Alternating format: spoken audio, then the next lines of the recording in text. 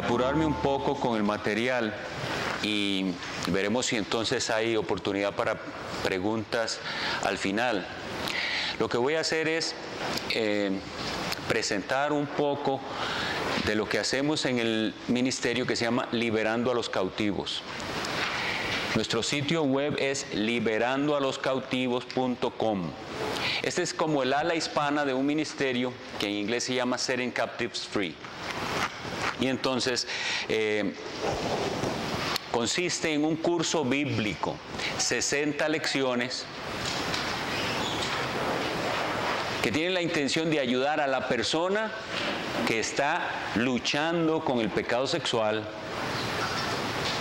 cualquiera de sus variantes, y necesita ese auxilio, esa ayuda. Este tipo de ministerio existe, por decirlo así, como una ayuda a la deficiencia de las iglesias locales. Nuestra convicción es que todo lo que las ovejas de Cristo necesitan lo debe proveer la iglesia local, los pastores.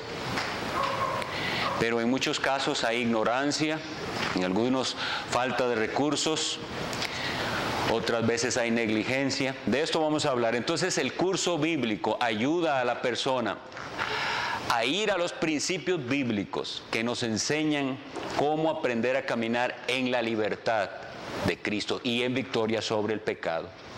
De manera que esto no se trata de un método nuevo, no se trata de lo último diferente que ha salido que ahora vamos a probar. Se trata de volver a la Escritura y a creer el Evangelio, que hay perdón para todo el que se arrepiente y cree. De eso es de lo que se trata. Entonces esas dos preguntas, ustedes tienen, creo, el material ahí. Vamos a tratar de al final responderlas. La primera era: ¿es incorrecto pretender cambiar la conducta o tendencias sexuales? La segunda: ¿es un cambio de conducta suficiente? Nuestra consejería bíblica va a parecer en muchos casos menos misericordiosa que la de los psicólogos o la de algunos que se llaman consejeros cristianos, pero que le dicen a la persona: ¿por qué se atormenta usted? ¿Por qué vive tan atormentado? Acéptese a sí mismo como usted es, sea feliz. ¿Por qué vivir haciendo lo que otros quieren que usted haga? Si usted es feliz así, viva así. Ese es, y eso parece más compasivo, y la persona va a sentir que le quitan un peso de encima.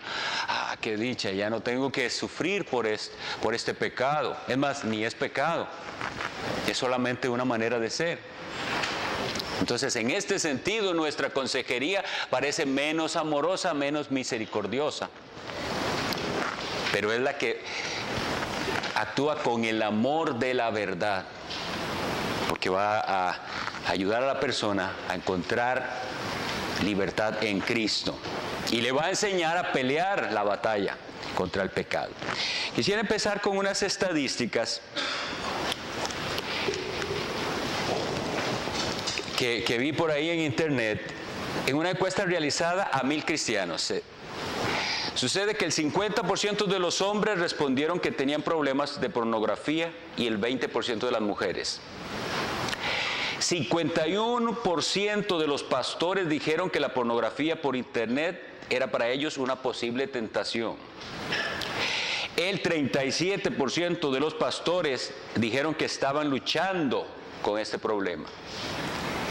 4 de cada 10 pastores había visitado algún sitio de pornografía. En una iglesia muy grande en Estados Unidos que se llama Saddleback, en el 2012 es esta encuesta, ya me imagino que los datos son diferentes, pero nos sirve de referencia. El 30%, era una encuesta a pastores, a 6,000 pastores encuestados, y dijeron que habían visto pornografía en el último mes. Hay un grupo famoso que se llama Promise Keepers, no sé si han escuchado, los cumplidores de promesas, reportaron en su encuesta que el 53% de sus asistentes dijeron que habían visto pornografía, o sea, más bien que veían pornografía al menos una vez a la semana. una de cada 7 llamadas de este ministerio que se llama Enfoque a la Familia se refiere a la pornografía en Internet.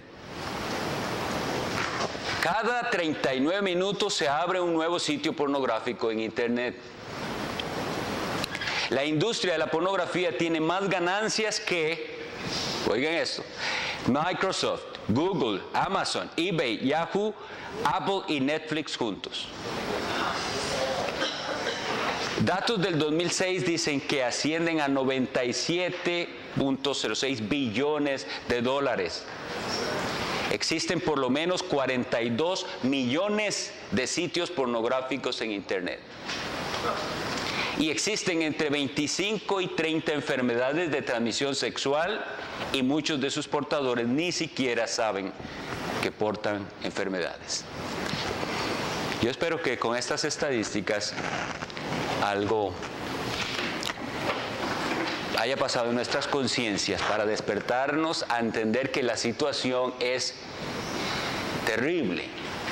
Esto no estamos hablando solo del mundo, sino de las iglesias. Y hay un sitio que se llama Covenant Eyes, donde pueden ver las estadísticas dentro de las iglesias. Y eso es desastroso, muy, muy triste. Estamos inmersos en la inmoralidad. En este ministerio, yo tengo un poco más de 5 años de trabajar con este ministerio, que es casi un ministerio secreto, no sé, en el sentido de que no es muy visible. Todo es por internet, por email. La gente se anima a pedir auxilio por internet, porque así no están viendo a las personas.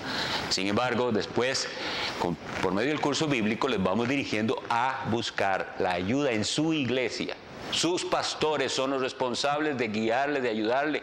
Sus hermanos en la fe también, porque estamos llamados unos a otros a ayudarnos. Bueno, pero muchísima de la gente que se inscribe en el curso bíblico son líderes y gente involucrada en el servicio en las iglesias, personas que han estado en la iglesia toda la vida y pastores en particular. Esto es alarmante. Y hay un gran problema de autoengaño. Y quisiera hablar de los dos más comunes, porque si ustedes van a querer aconsejar, van a toparse con estos dos. Hay una de las preguntas que le hacemos a los que se inscriben en los cursos bíblicos o en el curso bíblico, porque realmente les voy a contar, habían 2 cursos bíblicos. Uno se llamaba Libertad Pura, para el que está luchando con vicios sexuales, de pornografía, de masturbación, de diversas parafilias y depravaciones, y otro específico para los que estaban luchando con el homosexualismo.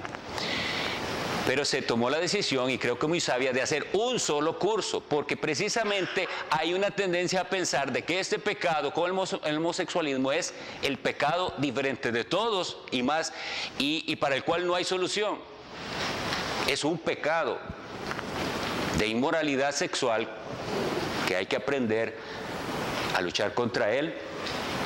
Entonces se hizo un solo curso. Pero bueno, en la descripción del curso viene una pregunta que dice: ¿es usted cristiano? O se le pregunta: ¿cuál es la religión? Cristiano. ¿Hace cuánto? Una gran cantidad de los que escriben dicen toda la vida.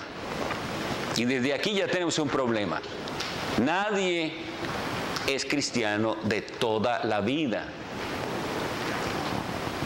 Nadie nace cristiano. La Biblia dice, Juan 1:13, los cuales los hijos de Dios no son engendrados de sangre, ni de voluntad de carne, ni de voluntad de varón, sino de Dios. Y si la gente que se cree cristiana no entiende que para ser cristiano Dios tuvo que cambiarle su corazón, entonces muchas veces ellos creen ser cristianos, pero nunca han sido convertidos. Ahora, cuando la persona llega a hablar con nosotros, no tenemos ni que asumir una cosa ni otra. No tengo ni que tratarle como que es un impío, pero tampoco dudar de su cristianismo. Será Dios, por medio de su palabra, el Espíritu Santo, el que le llevará al convencimiento. Y en muchas ocasiones, ya en el curso bíblico, se da cuenta la persona: la verdad es que yo nunca había entendido el Evangelio. Otros podrán decir, bueno, sí, yo era creyente, yo amaba a Cristo, pero no tenía estas herramientas, desconocía esto. Mala alimentación espiritual, negligencia en los usos de los medios de gracia, etc. Pero ese es uno de los problemas, un autoengaño. La persona cree que es cristiana porque va a la iglesia, porque participa, y oigan el otro. Hay gente que me dice, yo no sé por qué yo no puedo dejar este pecado, si viera Dios a mí cómo me usa. Eso es lo que nos lleva a la triste situación de lo que la gente cree que es ser usados por Dios y servirle a Dios. Y como las iglesias tienen un énfasis tan grande en el hacer actividades, participar en esto y participar en lo otro, y ellos creen que eso es servir a Dios, entonces llegan a confundirse y pensar que Dios los usa mucho. Y para esto yo incluí un texto de Amós 5, 21 a 23, cuando Dios habla a Israel y le dice, aborrecí, abominé vuestras solemnidades y no me complaceré en vuestras asambleas. Y el versículo 23 dice, quita de mí la multitud de tus cantares, pues no escucharé las salmodias de tus instrumentos.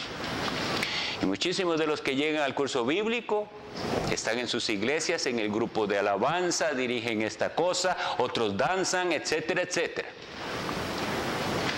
Y todo eso el Señor no lo está recibiendo, son personas que viven en pecado.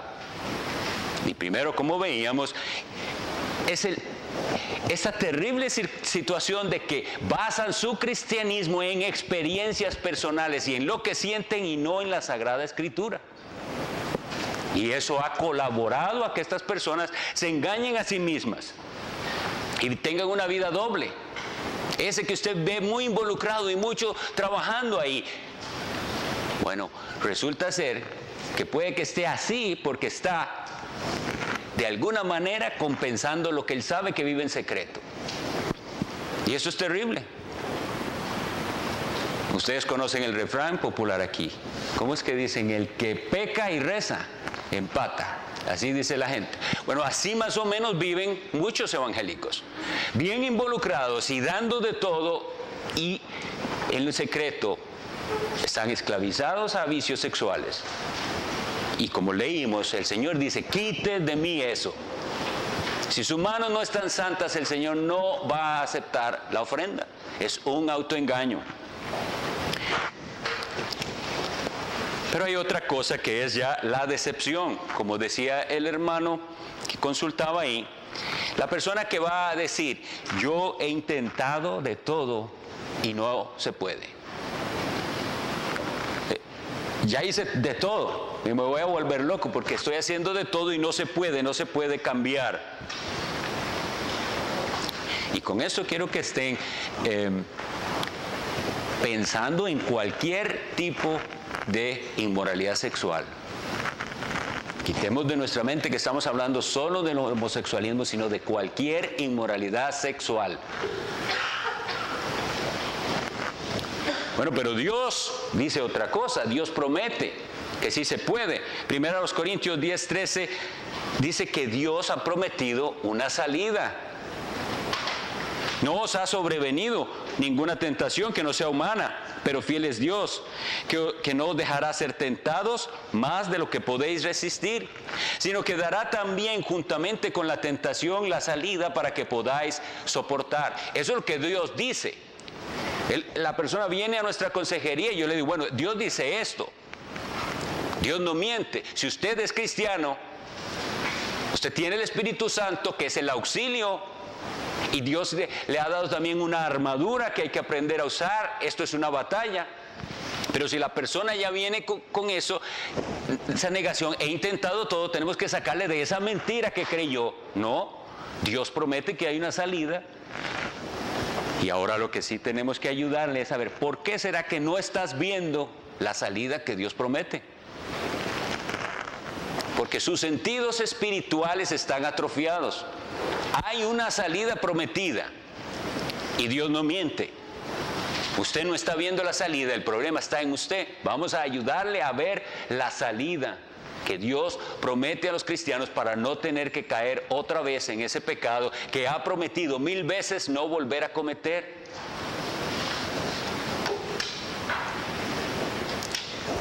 Y esa es otra de las muy frecuentes situaciones. La persona llega al curso bíblico o a la consejería diciendo, estoy dispuesto, ahora sí estoy decidido que ya no más, ya estoy propuesto, decidido. Como el enfoque moderno siempre está en las decisiones, eso es lo que viene diciendo. Pero nosotros tenemos que ir y mostrarle por la Biblia que cada vez que usted se propone algo, ha demostrado que fracasa. Porque en ese decidir, usted está confiando en alguna medida en usted mismo. Tenemos que llevar a la persona a rendirse y a decir, no, usted no puede, ni nunca va a poder. Dios sí puede. Tenemos que hacerle ver lo que Dios ha hecho en Cristo a favor de los pecadores que se arrepienten. Y toda la consejería está basada en Cristo y en lo que Cristo hizo. No en usted, no en que ahora sí estoy decidido. Pero otro aspecto en al que han llegado algunos que se han decepcionado es cuando se dan cuenta que todos lo hacen. Estas estadísticas para algunos son como un alivio, como un permiso. De verdad, hasta los pastores. Entonces yo también. Sí. Pero eso lo que nos muestra es el deplorable estado de lo que llamamos cristianismo. No como debería ser el cristianismo.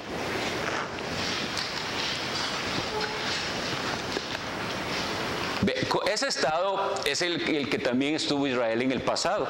Jeremías 23, 11 y 14 dice así: porque tanto el profeta como el sacerdote son impíos. Aún en mi casa hallé su maldad, dice Jehová. Y en los profetas de Jerusalén he visto torpezas. Cometían adulterios y andaban en mentiras. Y fortalecían las manos de los malos para que ninguno se convirtiese de su maldad. Me fueron todos ellos como Sodoma y sus moradores como Gomorra.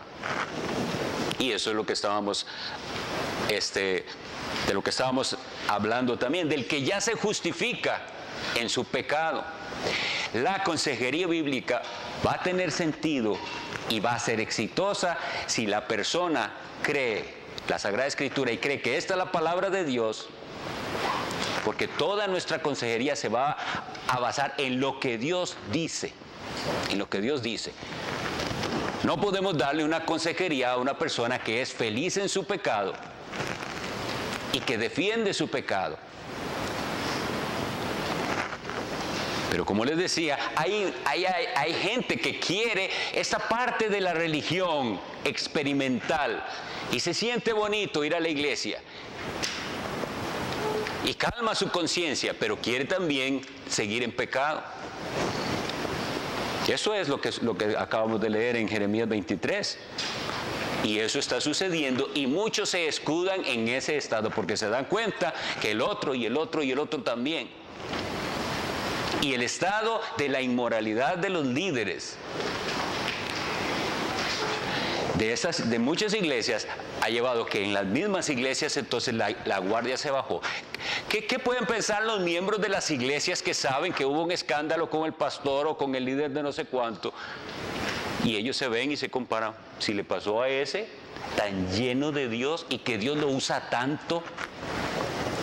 ¿Me entienden? La gravedad de las ovejas, como dicen algunos laicos, se comparan con los líderes que viven inmoralmente y entonces se consuelan.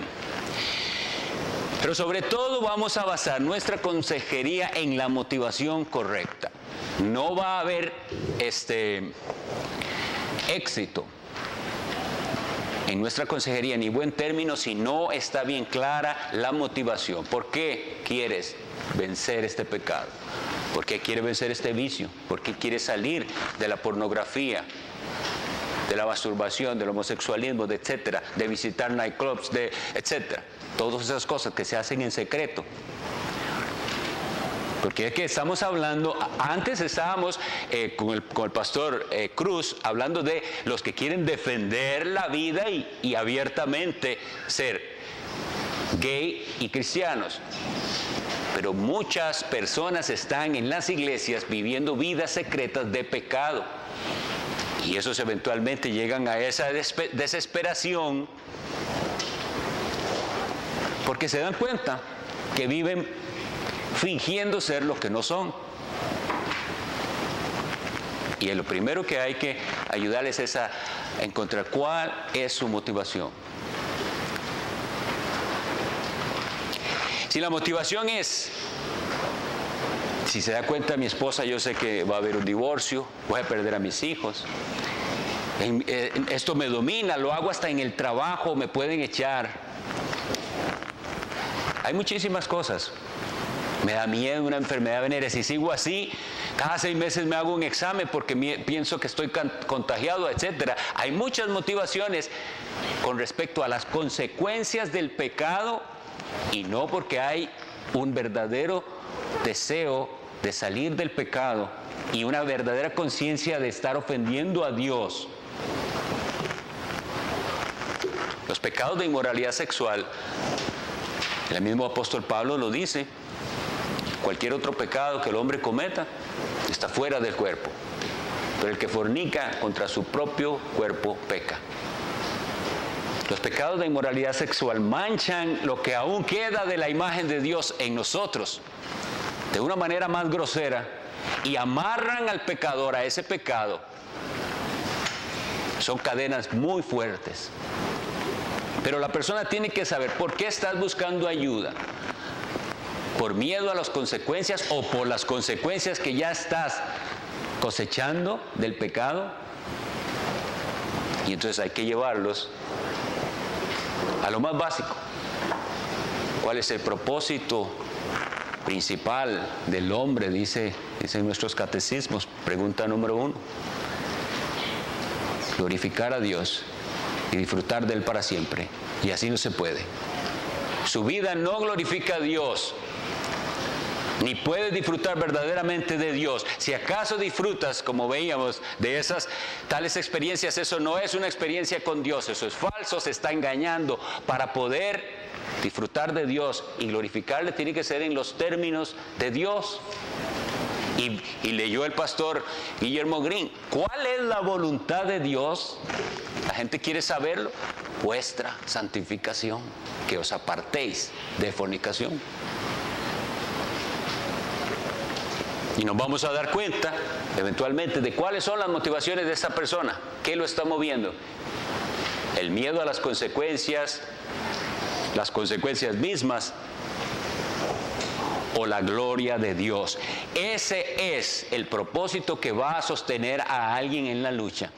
Si es su esposa, si es su matrimonio, si es su familia, si son sus hijos, si es no quiero rechazo de la sociedad, cualquier cosa de esas le va a motivar por un tiempo y eventualmente no va a ser suficiente.